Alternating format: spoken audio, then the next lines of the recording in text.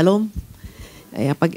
Pesan Tuhan buat kita yaitu Tuhan mau memberikan pertambahan dan perluasan ya. Pertambahan atau perluasan diambil dari Mazmur 115 ayat yang ke-14 dan 15.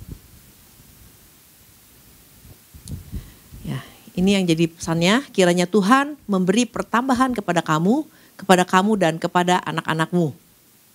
Diberkatilah kamu oleh Tuhan yang menjadikan langit dan bumi. Ini yang jadi pesan Tuhannya ya.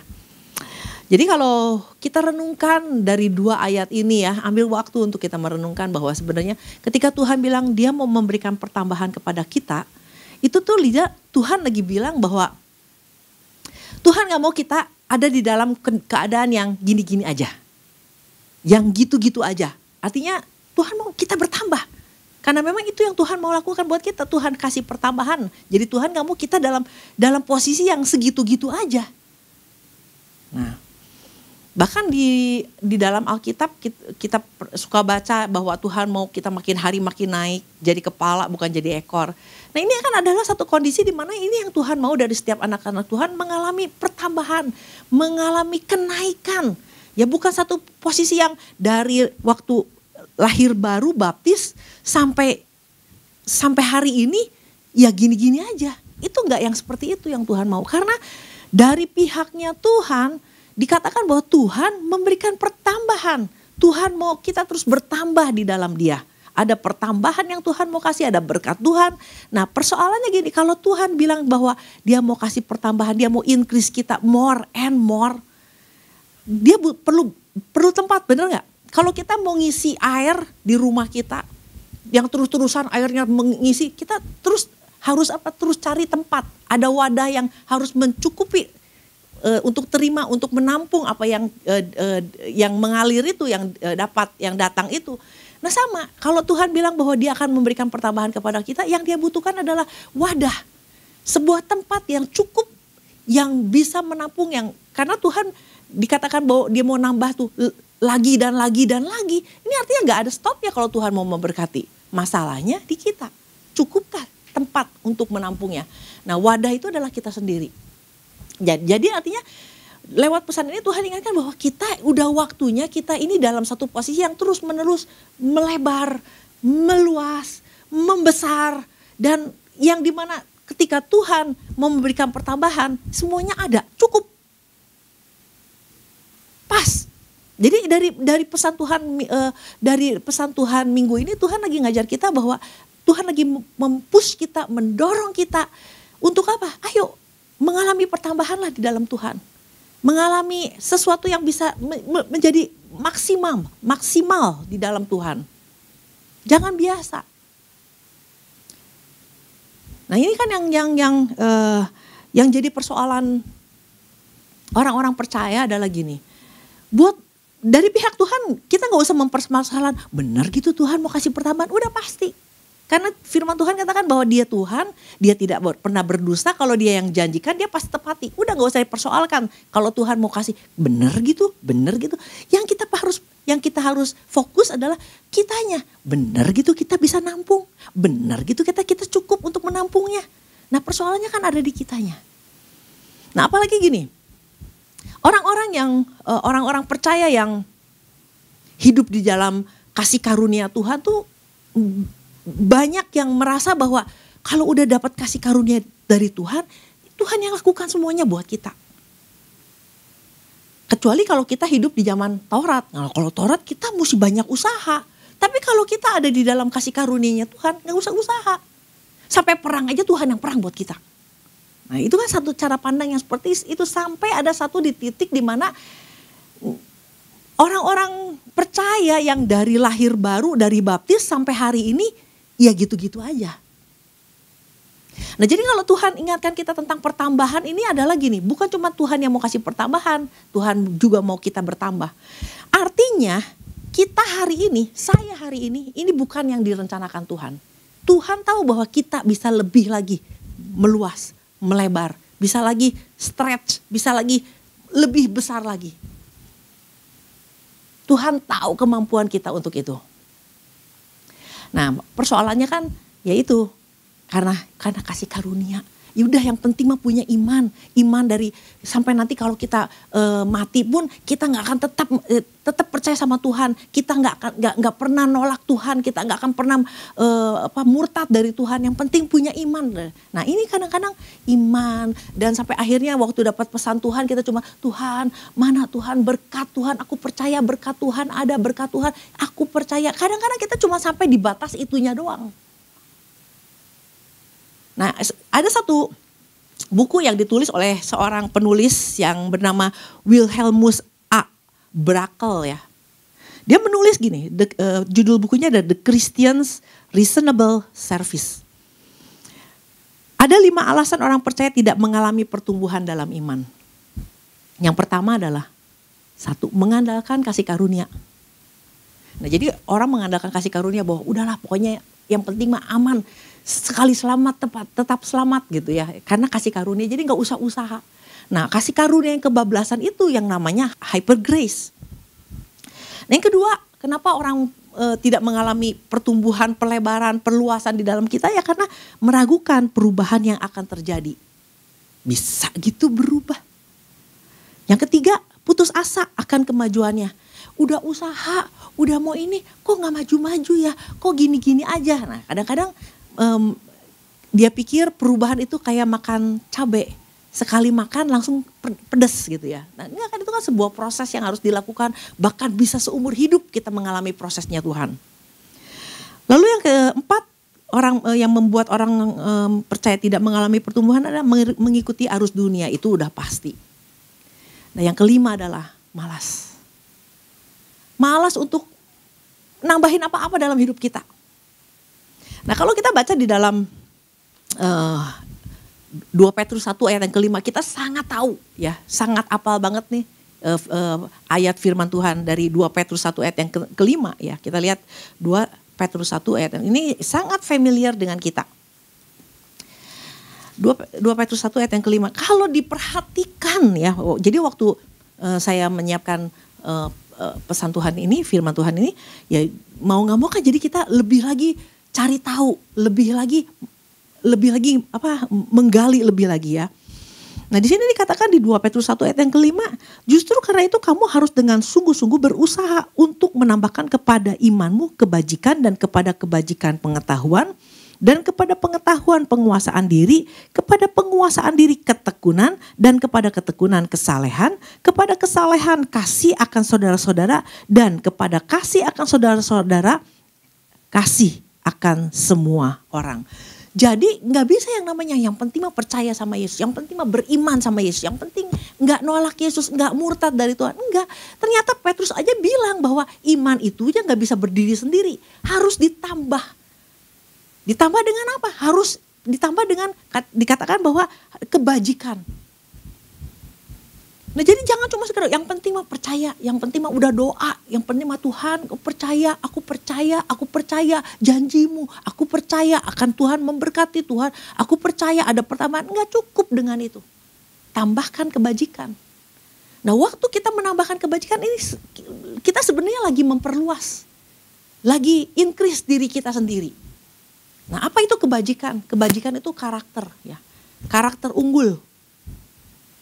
Nah, punya iman tapi karakter tidak berubah.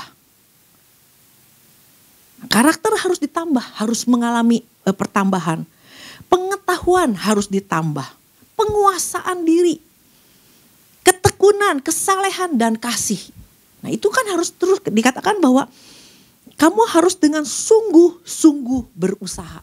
Jadi kalau dikatakan sungguh-sungguh berusaha tuh gak ada orang Kristen yang dari baptis itu pasif. Harus aktif.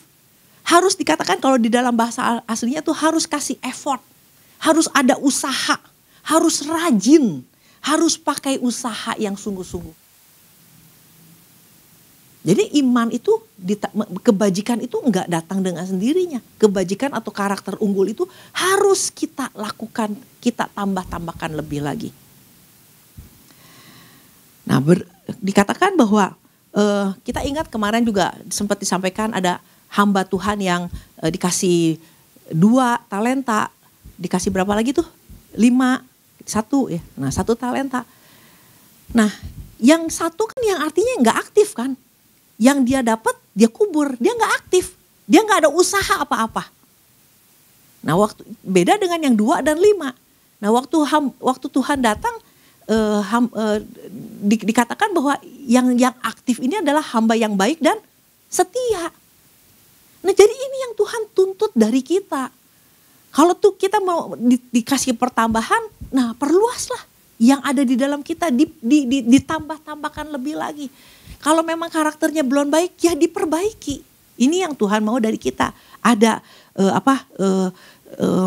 ada usaha yang lebih ya. Nah di ayat yang ke-8 nih dikatakan, sebab apabila semuanya itu ada padamu dengan berlimpah-limpah. Dengan berlimpah-limpah, dengan increase. Dengan bertambah, dengan multiplikasi, terjadi multiplikasi. Nggak males. Nah ini yang Tuhan mau. Jadi ternyata Petrus aja di dalam suratnya ini udah ngajarin untuk apa? Untuk kita jadi orang-orang yang terus bertambah di dalam kasih, di dalam kebajikan, di dalam penguasaan diri, pengetahuan dan lain-lain. Nah kalau di ayat yang keduanya, 2 Petrus 1 ayat yang keduanya di sini dikatakan, jadi pasal ini tuh banyak berbicara tentang pertambahan, increase, multiple ya. Nah kasih karunia dan damai sejahtera melimpahi kamu. Jadi ini yang Tuhan mau. Kitanya harus bertambah-tambah. Kasih karunia pun dan damai sejahtera pun bisa melimpah. Nah di dalam bahasa artinya melimpah ini be multiplied ya. Pletuno, greater degree. Jadi punya punya menjadi besar di dalam ukuran, di dalam tingkatan. Nah ini yang namanya orang-orang percaya yang punya kerinduan untuk terus bertambah-tambah di dalam Tuhan. Waktu Tuhan bilang, waduh ini mau dikasih pertambahan, kayaknya orang ini udah cocok deh. Orang ini udah mampu nampung. Nah, jadi jangan kita pikir bahwa untuk menambah, gimana sih caranya menambah kapasitas? Ya tambah perubahan karakter, ada perubahan-perubahan di dalam hidup kita, itu udah sesuatu yang namanya kita, artinya kita mau berubah itu sesuatu. Waktu kita mau berubah itu artinya kita udah mau mengalami pertambahan dan pertumbuhan. Nah pertambahan ini ketika kita terus bertambah-tambah di dalam Tuhan, bukan cuma sekedar kita dapat sesuatu dari Tuhan, tetapi ini juga membantu hubungan kita dengan sesama. Hubungan di dalam keluarga, suami istri, anak-anak dengan orang tua, ini juga ada satu kerukunan. Pasti akan terjadi satu kerukunan kalau ada pertambahan, ada perubahan. Nah, waktu di dalam keluarga ada kesatuan hati, ada kerukunan, maka firman Tuhan katakan apa? Disitulah Tuhan akan memberikan berkat-berkatnya. Jadi sebenarnya sampai kapan Tuhan bisa memberkati tergantung dari kita, kesiapan kita. Nah, jadi kadang-kadang kan di dalam kehidupan sehari-hari aja, misalnya nih suami istri ini yang banyak terjadi. Yang satu, dua-duanya gak mau berubah, atau yang satu doang yang mau mengalami perubahan, yang satu enggak. Yang satu pengen maju, yang satu pengen berkembang, pengen bermultiplikasi, yang satunya pengen dimaklumin terus. Nah itu makanya kan gak jalan, hubungan gak jalan. Bagaimana terjadi, makanya selalu terjadi keributan. Nah bagaimana Tuhan mau memberikan berkatnya. Nah jadi kadang-kadang saya sangat terganggu dengan kata ya udah dimaklumi aja. Nah dimaklumi itu tergantung dengan siapa kita memaklumi. Kalau anak baru, anak kecil yang gak ngerti apa-apa, orang dengan kondisi-kondisi yang tertentu kita maklumin. Tapi kalau udah di dalam posisi imam, dalam posisi leader, itu udah gak bisa dimaklumin. Karena dia udah jadi posisi yang harusnya paham segala sesuatu. Nah ini jadi ini yang Tuhan mau dari kita. Ada pertumbuhan, ada sesuatu yang terus meningkat di dalam kita. Nah kemarin juga kita sempat membahas bahwa untuk Tuhan bisa mempercayakan hal-hal yang besar kan kita mesti setia dulu di dalam perkara kecil, ya kan? Kemarin kan sempat di ini. Nah ini yang setia di dalam perkara kecil itu sebenarnya acuan. ini adalah acuan di mana Tuhan siap gak nih melimpahkan yang besar, melimpahkan pertambahan buat kita. Kesiapannya dilihat dari setia dalam perkara kecil. Nah, setia dalam perkara kecil ya. Setia itu dalam bahasa aslinya adalah pistos, ya, pistos. Setia itu bisa dipercaya. Ya, bisa dipercaya. Nah, dalam hal apa aja? Dalam transaksi bisnis bisa dipercaya, ya. Bukan orang yang janji-janji yang dipercayakan hal kecil lalu dikorupsi, dimacem-macemin, enggak jujurnya. Nah, ya ini. Setia di dalam mengeksekusi sebuah perintah. Ini yang Tuhan kan lihat ya. Bisa dipercaya gak nih? Dikasih tugas kecil yang sederhana aja. Melenceng terus. Gimana Tuhan mau percayain hal-hal yang besar? Ini urusan kecil aja gak bisa dipercaya. Ya. Pistos itu juga punya arti gini. Bisa dipercaya dalam tugas dan tanggung jawab. Ini serius loh. Kalau Tuhan bilang setia di dalam perkara kecil, artinya bisa dipercaya, bisa bertanggung jawab. Waktu mengeksekusi sebuah perintah itu enggak melenceng, bisa dipercaya. Ini dikasih perintahnya apa, dijalaninnya apa, cuman taatnya sekali doang, selebihnya enggak taat lagi gitu ya. Nah, bisa diandalkan.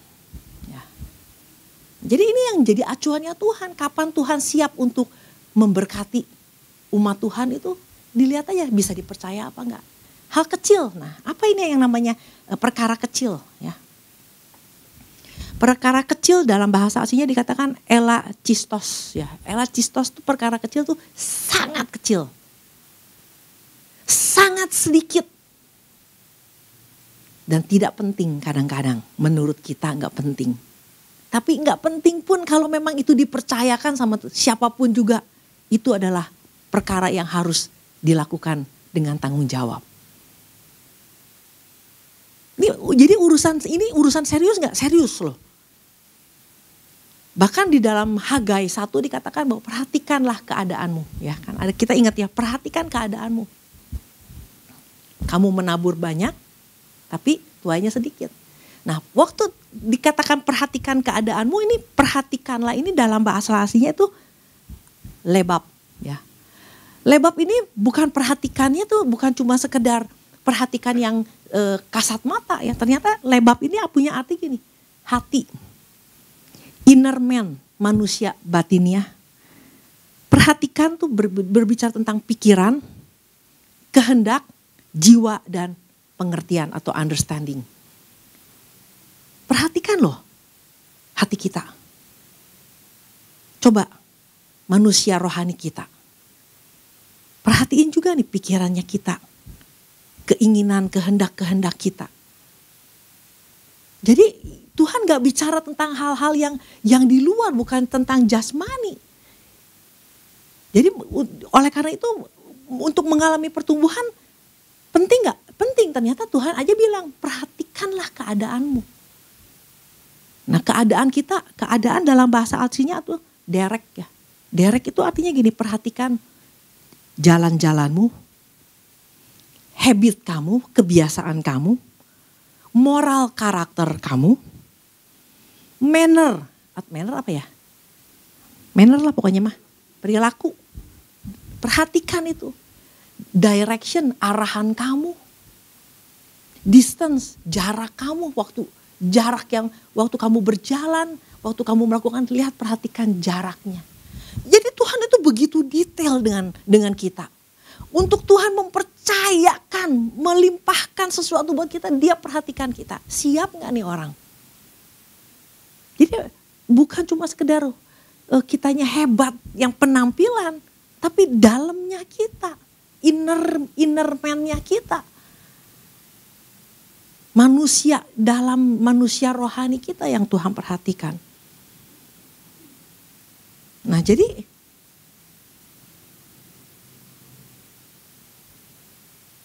ikut Tuhan itu adalah perkara serius.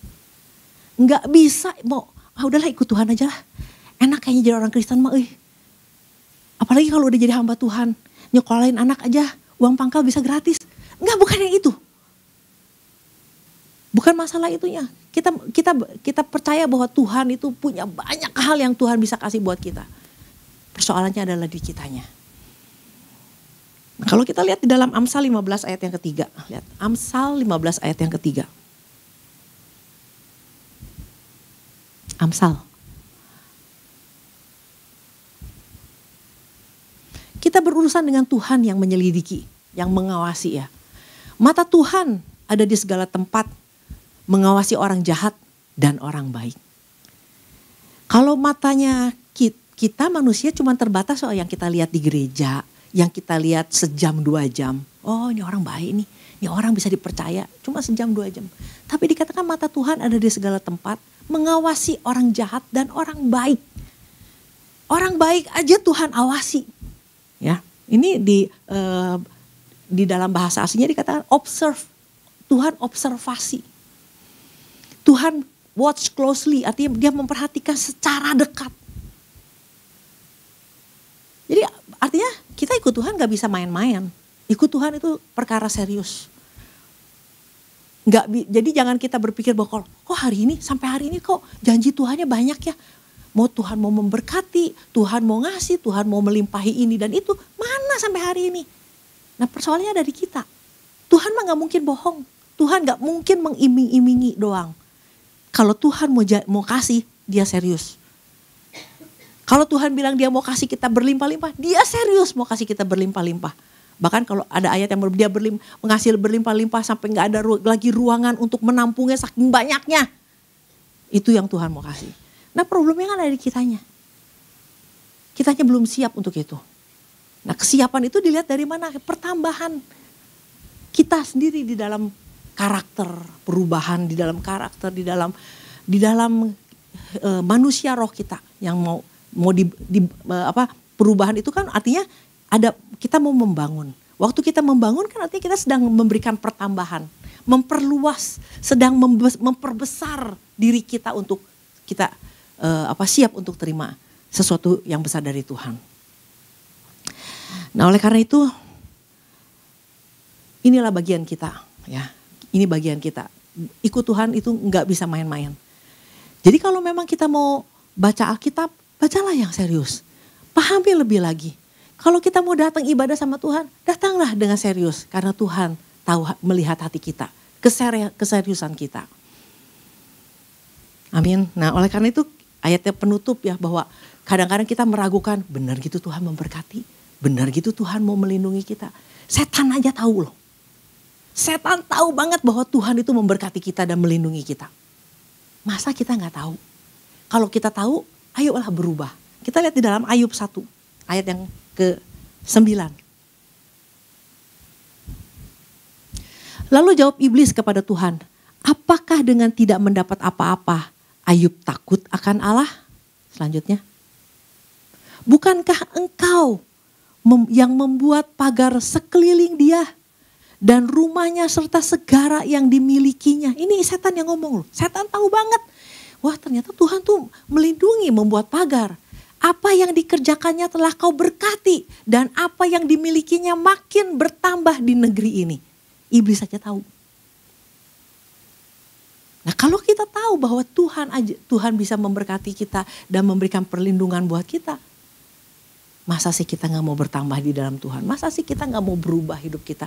Masa kita gak mau bertambah-tambah sehingga kita bisa memperluas wadah untuk Tuhan memberkati kita?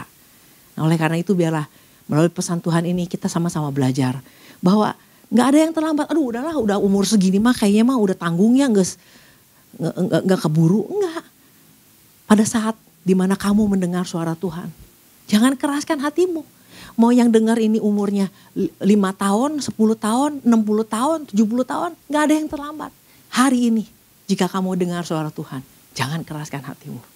Oke, demikian firman Tuhan, Tuhan berkati.